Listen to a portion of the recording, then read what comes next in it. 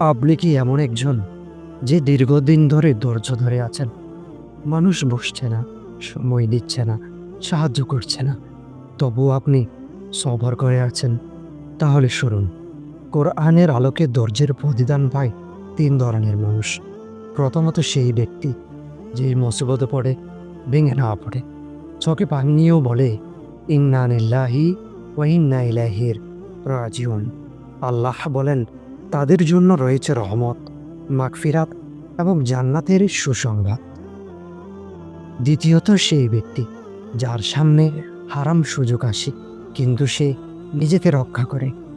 সে জানে তা করলে চাহিদা পূরণ হবে, কিন্তু আল্লাহ অসন্তুষ্ট হবেন। এই ধৈর্যই তার ঈমানের প্রমাণ। এই ধৈর্যই তাকে আল্লাহর ভালোবাসার পাত্র বানায়।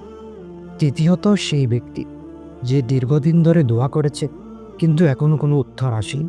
তবুও সে হাল ছাড়ে না, অভিযোগ করে না, বরং বলে, আমার রব তো সব শোনেন, সব দেখেন।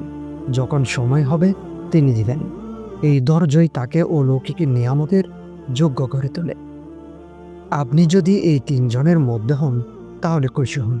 কারণ আপনার ধৈর্য আখিরাতে এক মহাসম্মানের পথে আপনাকে নিয়ে যাচ্ছে।